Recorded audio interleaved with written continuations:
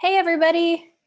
Sorry about the delay. We were having some technical issues. We went with plan B and plan C, and now we are good. So if you want to grab a pen and piece of paper, if we think that will be really helpful to you, Amanda is going to be joining us in 1 second.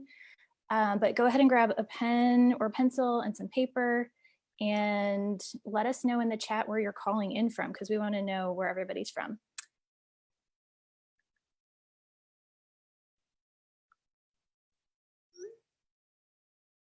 And we appreciate your patience again.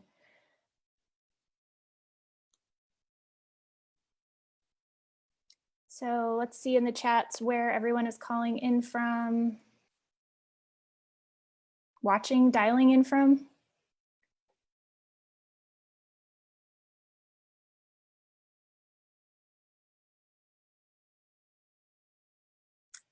Let's see, and if you want to grab a piece of paper and pen, we apologize about the delay. If you need to go at the time we were going to end originally, we are available to you and you'll be able to watch it on record.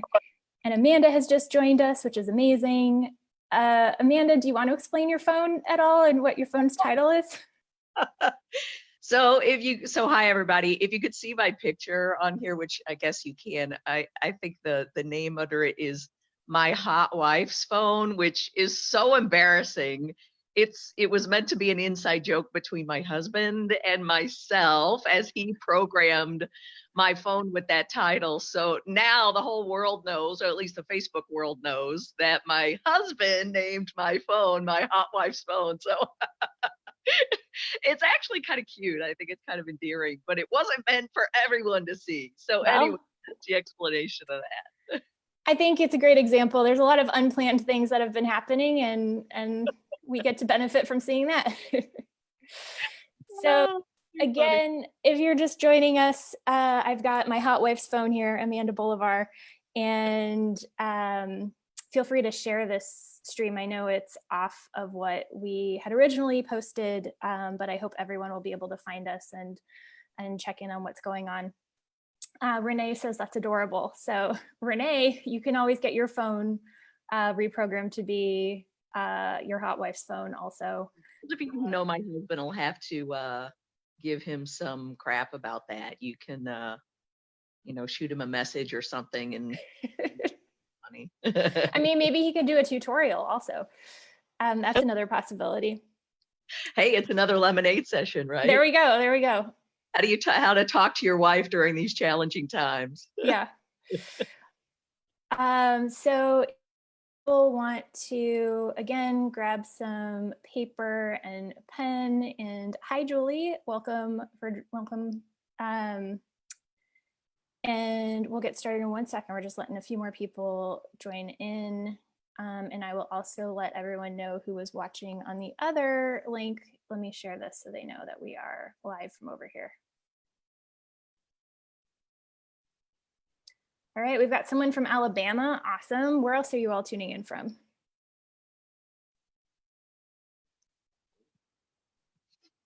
I'm in New York City, so if you hear sirens, you'll know that's what that's about, and everything is fine. And I'll try to mute myself if I hear any sirens coming. I'll definitely try to mute that so it's not too distracting. And Amanda, where are you from at the moment? I'm reporting from Bartlett, Illinois, which is outside Chicago. Awesome. And we got a bunch of, we'll see if you can see it. We got a bunch of snow overnight. Oh, wow. Yeah. So, normally I would be frustrated by a bunch of snow, but it doesn't really matter now because can't get out and about and try and get out and about. So it's kind of pretty. Yeah, it's nice. It's forcing us to stay home if we're feeling the urge to go out. We got some rain here too, which has been a nice way to force people to stay in. Right. All right, so let's get started.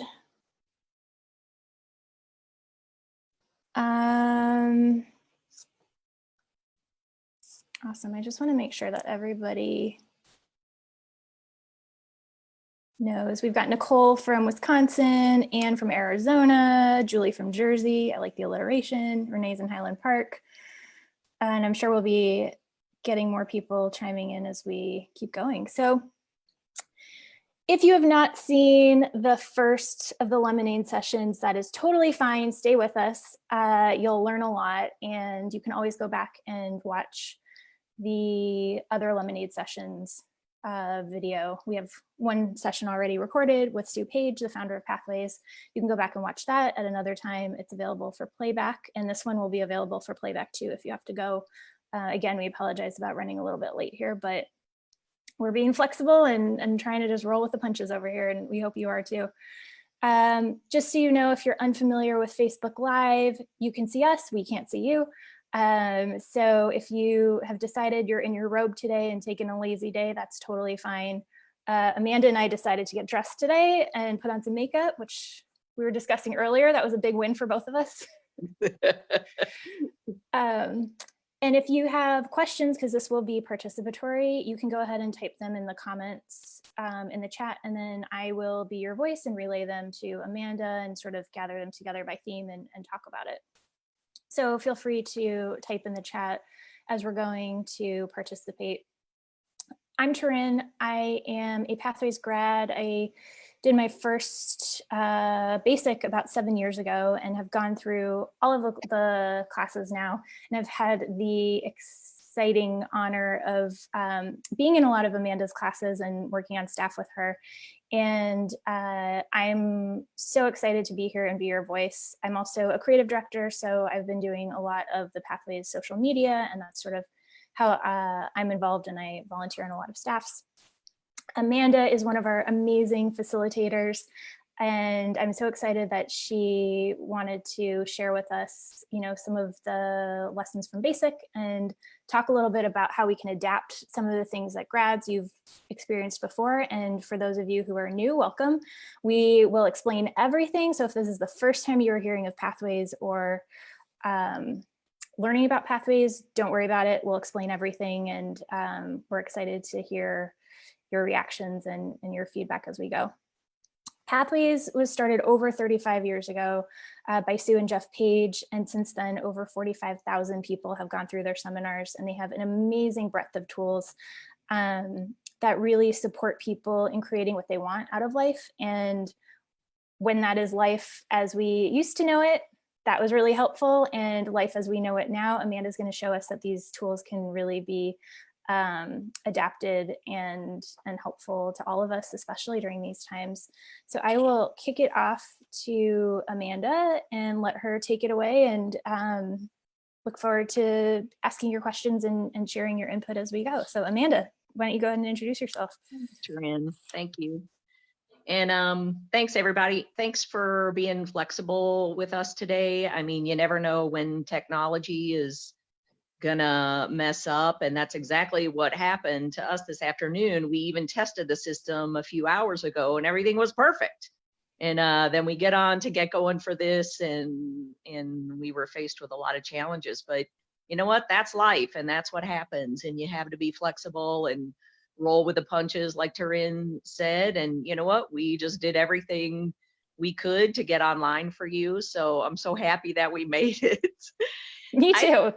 I think one of the big benefits out of doing these sessions, and if you were on the session on Friday, then you got to see and hear Sue Page, the actual founder of Pathways. She designed all this work. She's been doing it for 35 years. What an amazing treat to see and hear her. And a part of the benefit for me out of that is, and I don't know how all of you feel right now, but there's just something about seeing a familiar face right now, being that we're so isolated, and you know, we don't have the daily interaction with people that we work with. Of course, our families we do, but just seeing a familiar face that you are connected to, there's something so important about that. I mean, just seeing Turin's face and being with you on here, honey, I love that. And I wish I could see all of your faces, of those of you who are out there on the line right now. But I hope my face is comforting to you. I know if you're a grad, you've seen my face a million times, and you've heard my voice probably more often than you want to. But, I hope that it's somewhat comforting just to be connected together today as it is for me. So I think that's a huge benefit out of these lemonade sessions here.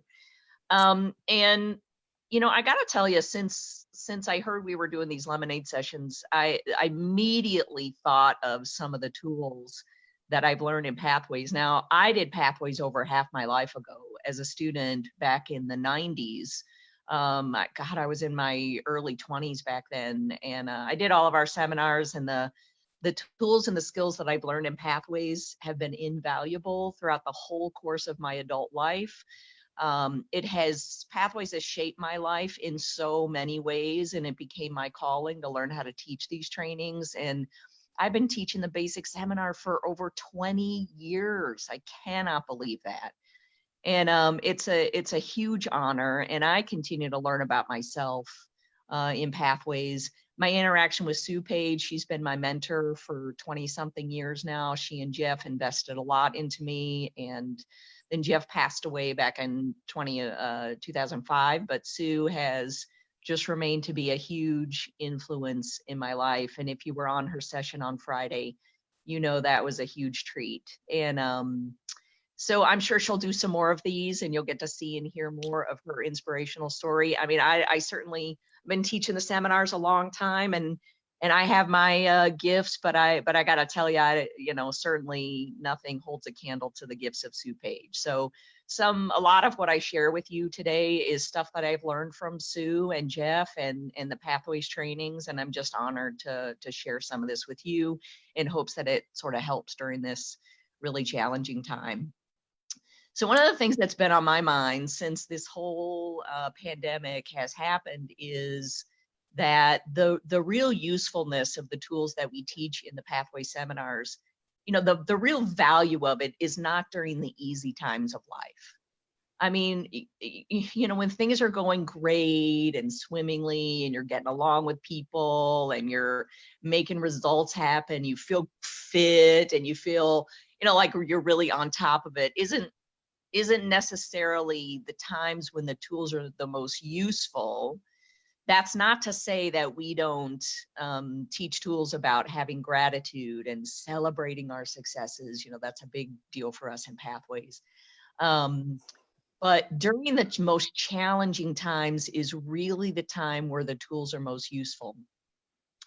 And I really think that's why Pathways is effective, because we offer tools to help people deal with the challenges that we're faced in life, whether it's in the world as a whole, as we're being faced with right now, or it's in your individual relationships, or just in the relationship with yourself.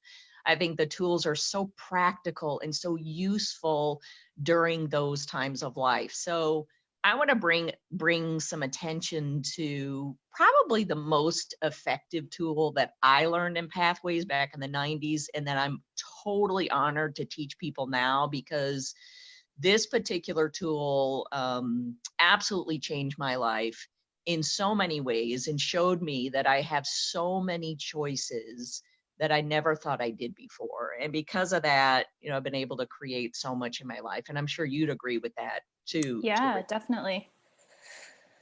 So the tool that I'm referring to, in grads, you'll know exactly what I'm talking about, and it's victim, martyr, villain, leader.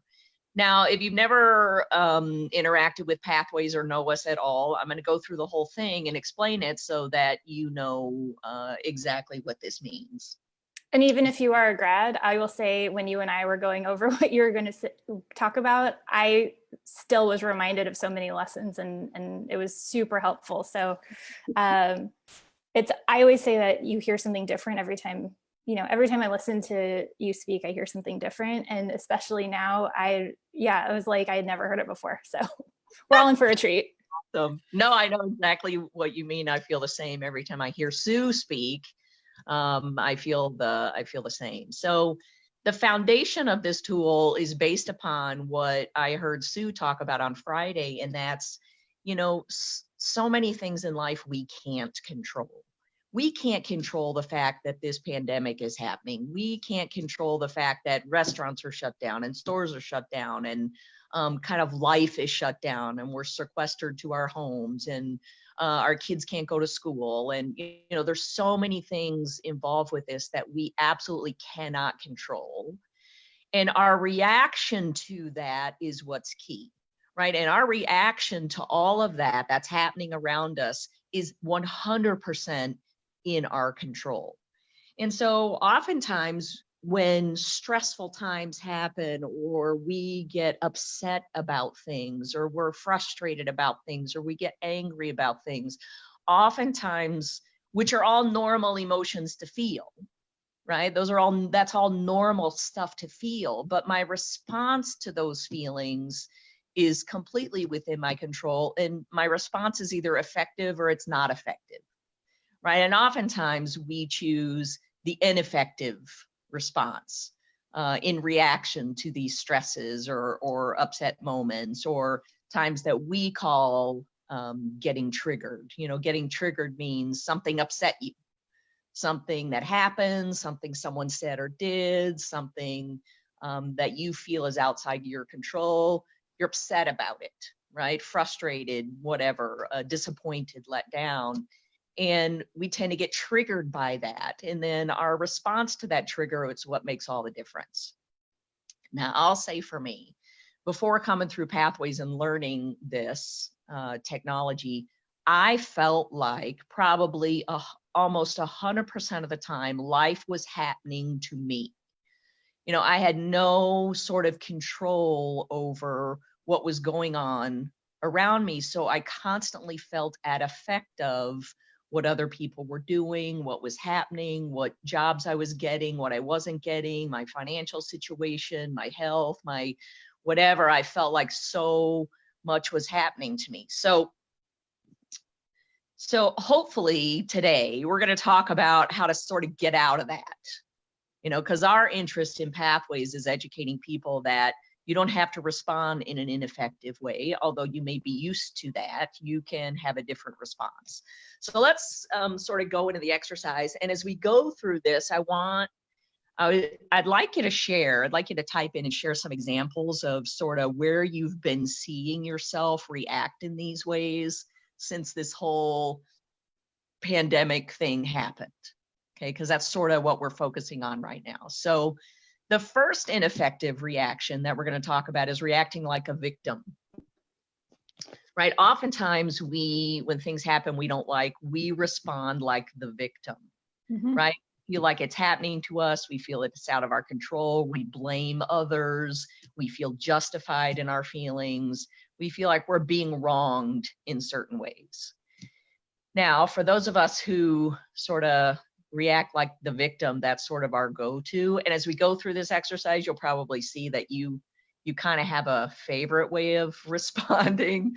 Not that you like it, right? But you have sort of a go-to way of responding. And for a lot of us right now, a lot of people right now, it's victim.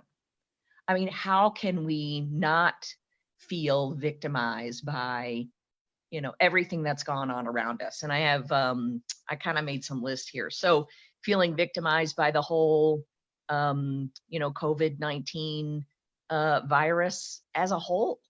You know, it's like, how can this be happening? How can this be happening in our world? How can it be that, you know, so many people are getting sick and people aren't following the rules? We can feel victimized that, you know, people aren't staying in their houses and they're making it dangerous for the rest of us.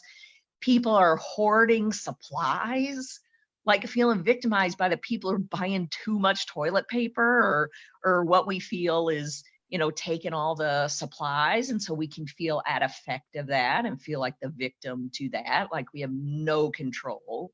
Right? We can feel victimized by not being able to do what we normally do in our lives. Like, I'll never forget when this whole thing first started. So I'm a big jazzercise lover. I love doing jazzercise. I love the community of it, the workout of it. It's an amazing thing to do. And I can remember thinking, if they close jazzercise, I'm really screwed. Like, what am I going to do with myself? And at that time, I didn't think they ever could close jazzercise, but of course it is closed. And so having the victim reaction to things that you would normally just have the freedoms to go out and do, feeling victimized by that, feeling Yeah. victimized by having your kids at home all day long and not having them out at school and, oh, they're being too loud or they're going crazy or they're not doing what I want them to do. If you have teenagers at home and they're not, they're either not taking care of themselves or they just want to be on electronics all day or, not help out at home or whatever, you can feel victimized by that. Feeling victimized by having to spend 24/7 with your spouse or your significant other. Now, some of us love that, right? Some people love that. You've been waiting for this opportunity, but others of us are big time challenged by that. It's like, I can't get away from the person, or, what if we get into a fight about something, or, so we can feel victimized in those I situations. feel victimized being single. How am I going to get to be quarantined with someone if I can't go out and date them? Completely. Those of you who are single, you can feel victimized by having to be completely alone. Also, you were like what you said, you're maybe in a process of trying to meet someone and date people, and now forget that, that's out the window. So many things to feel like the victim about during this particular time. Yeah. We've got some feedback too, if you want to hear what some of the let's hear it. Have been saying. Yeah. So Kelsey was saying that she can feel like the victim with work not handling things the way that she thinks that they should have. And Mark talked about the amount of potential income that's been erased through cancellations and closings and, being in denial about sort of the repercussions. Anne expressed sleeping a lot to avoid the life and stress and the situation. And, Julie feeling like she's a serial caretaker and she's a 911 operator, but then also focusing and making sure her 90-year-old grandma is taken care of and still having to go to work, but still having to make sure her family is taken care of. You feel very stretched. Yeah. And that's the scenario. All great examples. And what I could see is totally normal responses to this whole thing that's going on. Now, the issue is, though, if we continue to stay in the victim role, then there's a price that we pay for that. So first off, let me talk about to all of these roles, and I'm going to discuss 3, and then we're going to talk about how to get out of that. So with all of these roles, there's a benefit to it. Honestly, there's a reason why we do it. It's the choice to feel victimized. Even when this huge thing on the planet is happening, we're choosing to feel victimized by it. So, and the reason is we get some benefit out of being the victim. If you think about it, why would we play the victim? Now, our behavior oftentimes when we're playing the victim looks like complaining, whining, nagging, shutting down, like the going to sleep example, choosing to spend all my time sleeping is a form of shutting down, closing myself off, pouting, blaming. Those are complaining. I think I said that one. So those are all sort of indicative behaviors that you're playing the victim. Now, what benefit do we get out of behaving like that? Well, most victims are looking for attention. So I get some sort of attention that feels positive to me at the time. I get others to feel sorry for me. As a victim, I don't have to do something different. I don't have to get creative and look for ways to do different things. I can just be the victim to it all, right? And so therefore, I don't have to take any responsibility. I can just make it everyone else's fault. My family, the government, the boss, the world. And so that's really the benefit out of playing. I mean, it seems strange, but it's a benefit that we get out of playing the victim. We get to hear others say to us, "Oh, it'll be okay," or "Let me take care of that for you," or that's not right how you're being treated, or it's a controlling way of being because we're looking for other people to say and do certain things for us. Now, being the victim, there's a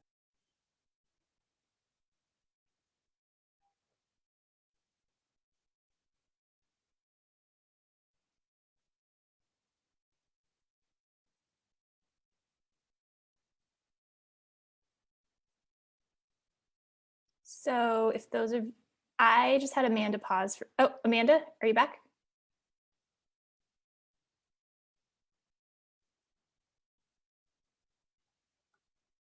challenging is an opportunity to grow. there is Could you back up on and just repeat what the benefit or what the opportunity for growth is? Only because I think you cut out. You cut out for me at least, and I just want to make sure you didn't cut out for everybody else. But you're good now. You're back. So I was just saying that everything that occurs in life, no matter how big or small, is an opportunity for growth. It's an opportunity to learn something, and just like this situation right here and now, there is something for each of us to take from for ourselves and learn and grow into and move into. And when we're in a victim role, we miss that. We just completely miss that opportunity. So, that's the victim response. For some of us, for a lot of us, that's kind of our go-to.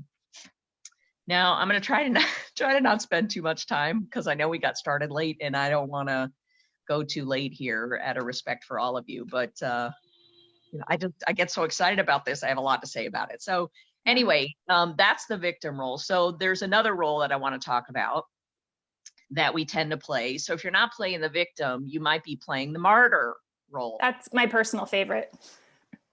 Hands down, me too. I'm such the good martyr. Now, let me say this, for those of us martyrs out there, this is a really challenging time. In the fact that there's a lot of conflict going on around us in many ways. And as a martyr, I don't like conflict.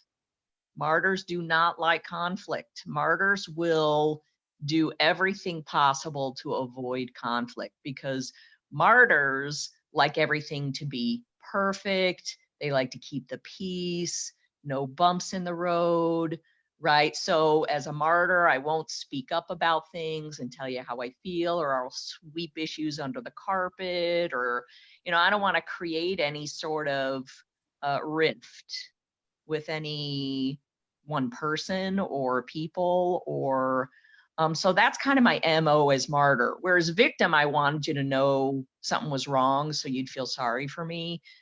In the martyr role, I want you to think I am like the be all end all. I got it together. I can take care of everything. As a matter of fact, martyrs oftentimes, if you find yourself taking care of others during this time and not taking care of yourself, you might be in the martyr role, right? And so ways that we play martyr during this time. Number one, maybe just being in denial about the seriousness of what's going on in the world, right? I don't want to think about it. I don't want to hear about it. I just want to put the bag over my head, pretend like everything's fine.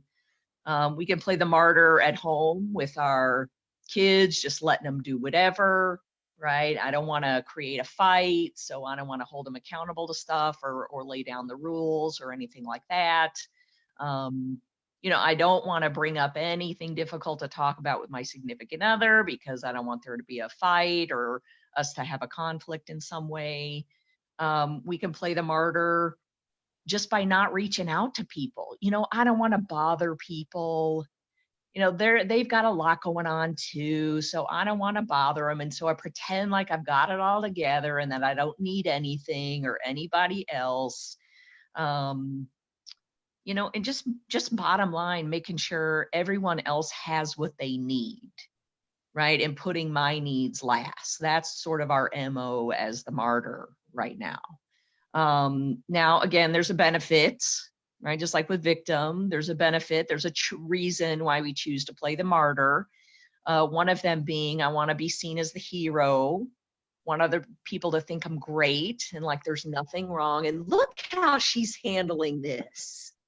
look at what a rock star, right? Mom, you're the best.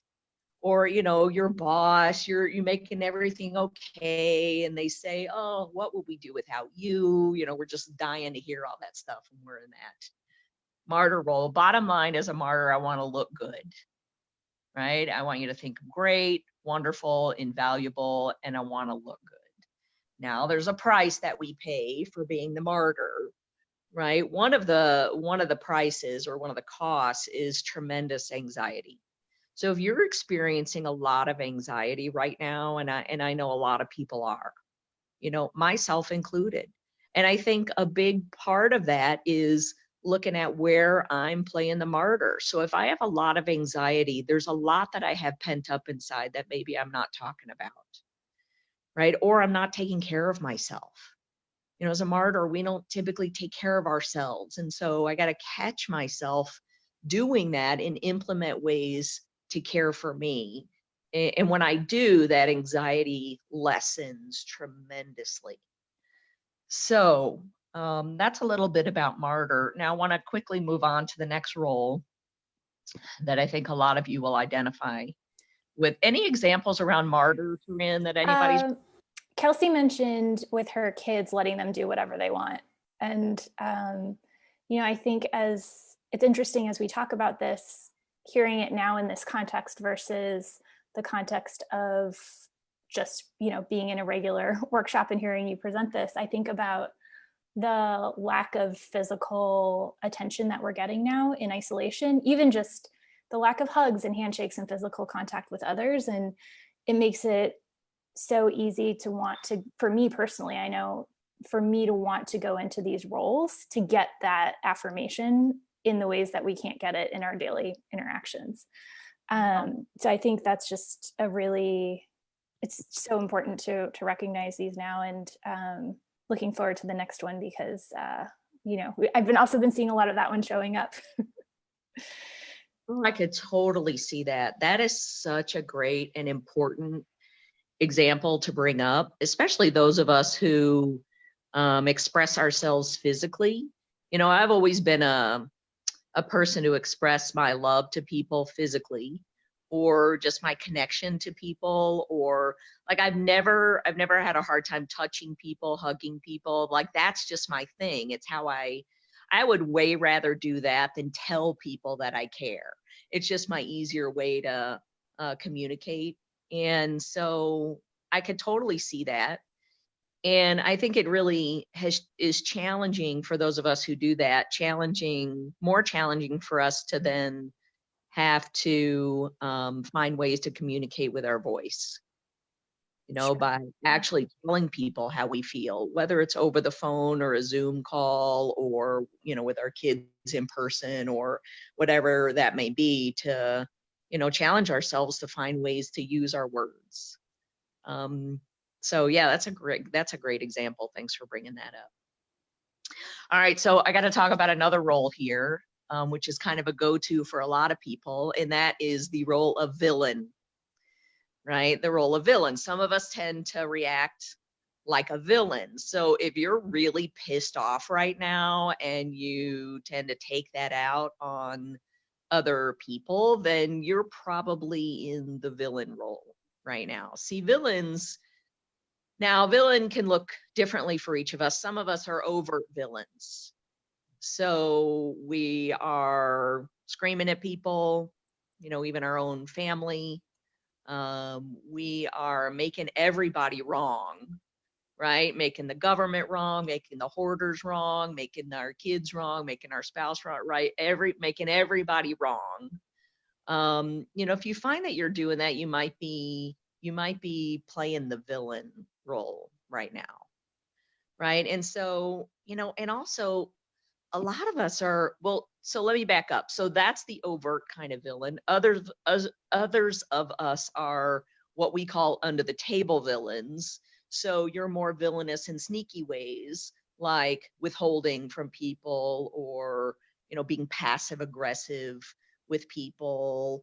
Those sorts of things are also villainous, right? In more sort of under the table ways. And so you might for sure see your villain coming out right now, as you, might have a whole lot of anger towards this whole situation, and having to stay in your house and having to be with your family 24/7 and having to, not being able to work. And maybe some of you have even lost your income right now. And, so if you find yourself just getting really, really angry about that, you may be playing the villain, right? Which is, again, an ineffective response. Now, it has a benefit, right? Just like these other roles, we play the villain because we can control people with our anger. Or, for those of us who go into villain, we feel justified in our being right. And so I get to feel right, and that feels, good at a temporary level.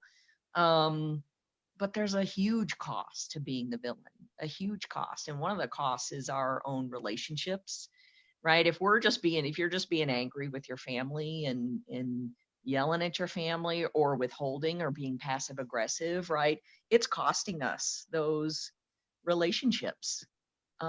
During a time where we could be building closeness, we're building distance with our anger and frustration.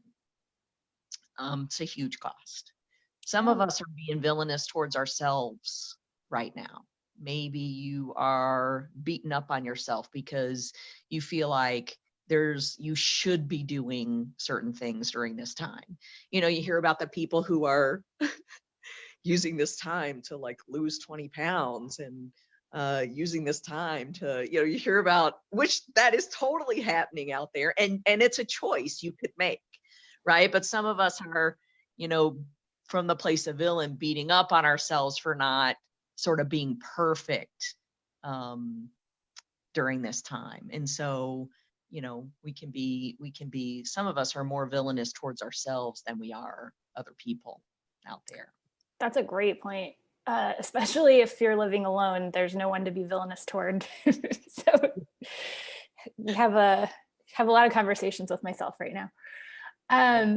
Lauren brought up that she's feeling angry with the government and the whole situation, is villainous. Her sister's a nurse, and her floor just became a COVID floor. So she's on the front line, and Lauren's nervous for her and her family since they all live under the same roof.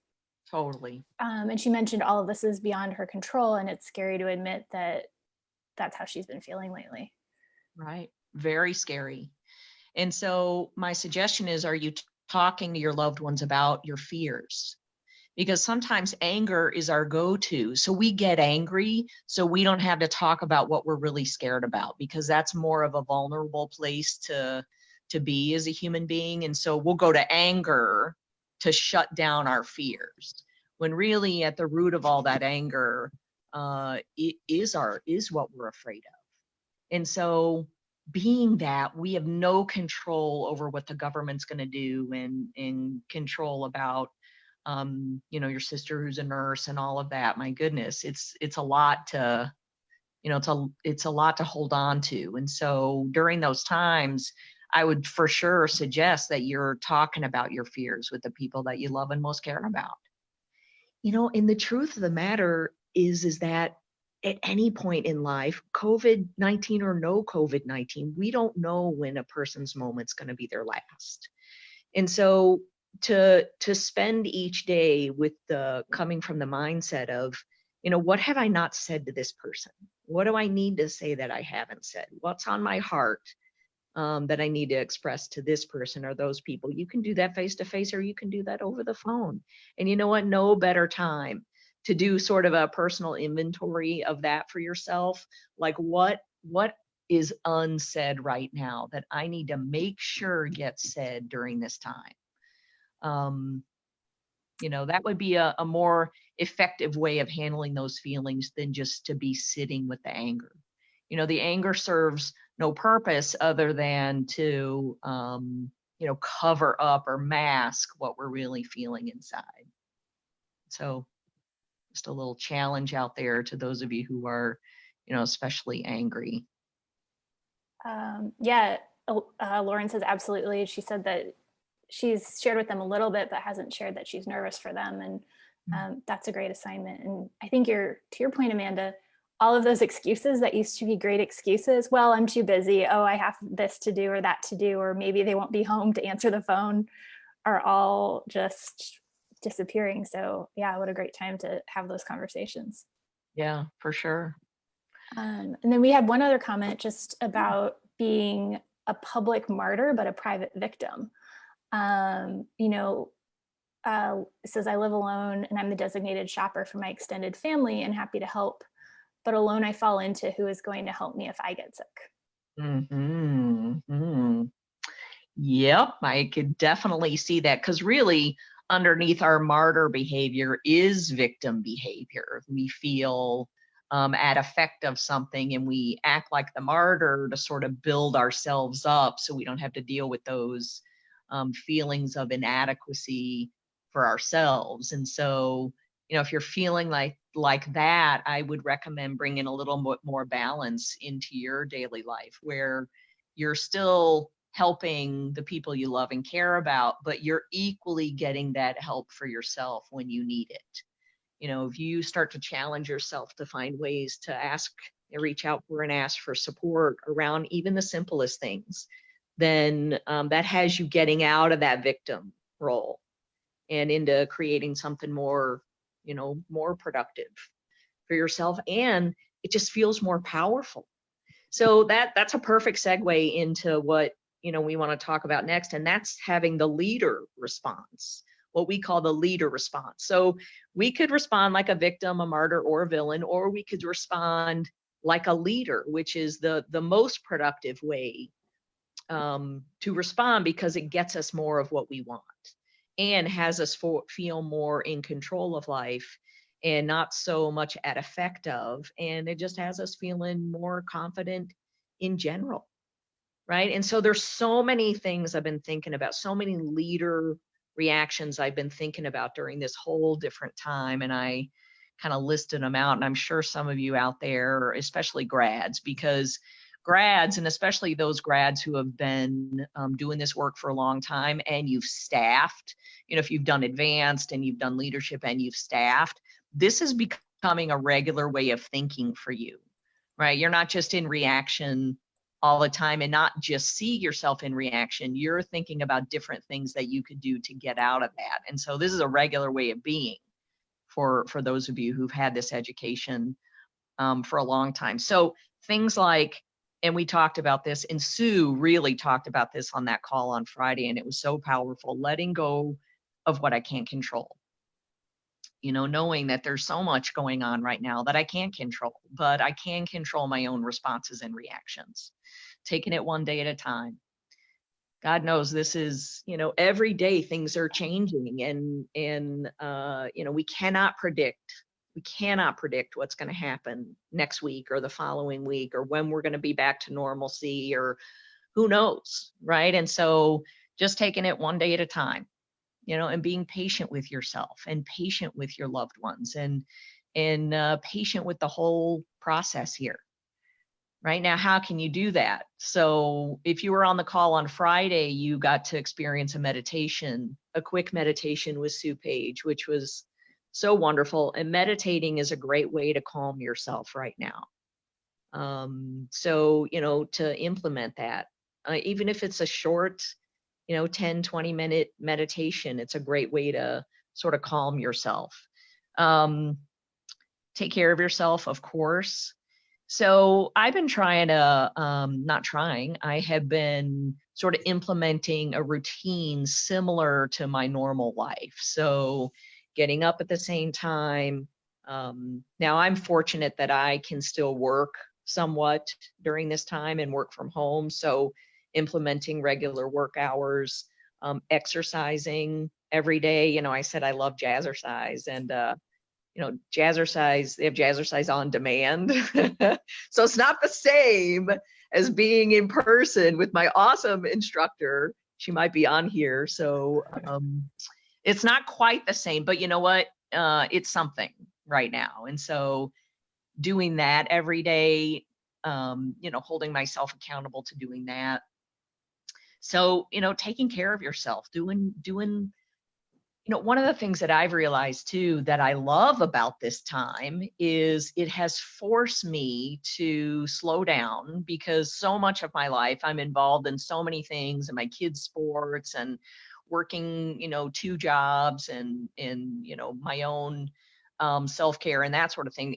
I get to where I feel like every single day is scheduled out, like every minute of every day is so scheduled out. And this has forced me to slow down. And that part I love, because I can actually like take a breath, and I can read a book, and I can cook a recipe I've been wanting to cook. And my family and I, throughout the whole weekend, we played games every night. And that was, a blast. So learning how to, bringing in new and different things, trying to keep a normal routine, but also bringing in new and different things now that we have more sort of time on our hands. I can't say enough about communicate. God, communication is key in every area of life. Talking to people about how you feel, reaching out to people. So my goal during this time is to reach out to one person via phone every day, whether it's an extended family member, or reaching out to someone that maybe I hadn't connected with in a while, and just having a conversation each day. Finding ways to communicate with people, and stay connected, and stay open with the people that we want to continue our relationships with, of course. My first thought was to be the victim and say, well, you haven't called me, but I'll just let you, I'll take a more leadership stance, and also realize I can call you. You're next on the list. You're going to get a call from my hot wife's phone, and you'll know it's for those of you who joined late, and if my picture shows up and it says my hot wife's phone, so my husband programmed my phone to be named that, and it was kind of an inside joke between the two of us. And now the whole Facebook world knows about it, and I honestly think it's really cute and endearing, but it was not meant for everyone that I know to see that. And now it's an outside joke. Now it's an outside joke. Yeah. And I've got a couple of responses when you want to hear those too. So yeah, just ways that some of the people on here have showed up in leadership. Kelsey said sitting down and creating a schedule for e-learning with her son, and then celebrating him when he completes an assignment. So working through that. Nikki's creating assignments for her students that return them. So that return them to some normalcy while acknowledging the strange times we're in, which is a great way to acknowledge it and still keep that normalcy, but not pretend that everything is just how it was. Mark says the slowdown has been weird, and we're finding ways to take advantage of it. So it's probably similar to what you're doing, Amanda. Yeah. Clayton is teaching his 13 and 15-year-old kids some simple skills that we now have made time for, like washing vehicles and operating hand tools in the shop, which I would love to learn those skills. And Mark's been doing video conferencing with friends and family. That's been wonderful. And he says we make it a point to be honest about our fear in the situation. Those are awesome. Those are all perfect examples of what we're talking about by leadership. Because we are, again, this is what we have control over and have choices about. We can respond like the victim, like the martyr, like the villain, or we could respond in those exact ways. And that's what we call responding like the leader. And what we're all about teaching people on a regular basis, that there is this other response. There is this other choice out there that actually, that's not always the easier choice. It's not, right? Not always the easier choice, but it gets us more of what it is in the long run, gets us more of what we want, right? And need most out there. So I'm hoping that everybody can sort of see that. Now, I want to sort of let you go here soon, because I know we're past the hour. But I wanted to encourage everybody to take on an exercise. And the exercise is to take a risk every day. Now, let me explain what I mean by a risk, especially during this time. We do not mean risking putting yourself in some sort of physical harm or danger, like you're going to throw a party and invite 200 people right now, or like a subway pole. Yeah, you know, that's not what I'm talking about. What I'm talking about is an emotional level risk. And make these risks around things that you're most challenged by right here in this time. So if you're challenged by feeling isolated, then your risks would be around reaching out. If you're the most challenged by taking care of all these other people and not taking care of you, then your risks would be around asking for support each day. If you're most challenged by difficult, interactions with your spouse or significant other right now, then maybe your risks would be around speaking up about certain things or talking about certain things or reaching out for external support about those kinds of things. And so I would challenge everybody out there to take a risk each day. Now, if you're a Pathways graduate, you can do it within the structure of the 30 and 30 challenge. What a great time to enroll in that 30 and 30 challenge if you're not already in it. I know a lot of you are, but that's taking 30 risks in 30 days, right? And there's a Facebook page for that. You can go in there and share what you're doing and get support. So that would be my assignment to each of you. And then there's another part to the assignment too, and that is coming up with one thing each day to be grateful for, right? And writing that out and sharing that with someone. One thing each day that you can be grateful for, that you've learned about yourself, or a takeaway from this whole experience that we're going through, or whatever. It could be the littlest thing, like like for me and Turin, like putting on makeup. Like, I'm so Ooh. grateful I didn't forget how to do that, right? Putting on normal clothes, or whatever that may be for each of you, to pick one thing. Oh, that's so great. Just talking about risks and those sorts of things. I was feeling sort of isolated and wanted to connect more with the people in my building, and I was feeling very victim-y about it and sorry for myself and alone. And then I thought, okay, well, what can I do about this? And we started doing Post-it notes on each other's doors, leaving each other jokes, and it's just been a great way that we've all started communicating and showing each other that we're thinking of each other and care about each other without actually coming into contact. And I haven't opened my door today, but I'm excited to check that. And it's amazing what a risk can do, and the momentum it can shift in what's going on. So I think that is an awesome assignment. That is a great example of something so simple but so impactful. I mean, think of how you feel getting those messages and how the other people must feel getting those messages. And that is an awesome exercise to do. And I'm not sure how strong Post-it note glue is, but I imagine it would work on neighbors' doors outside too, or bedroom doors even. Off the ground if it falls, right? Yeah, there you go. Yeah, so what a great idea. And the writing down of, the things that we appreciate and are grateful for, and having some gratitude is also just so great to just take a moment and say, oh, right, yeah.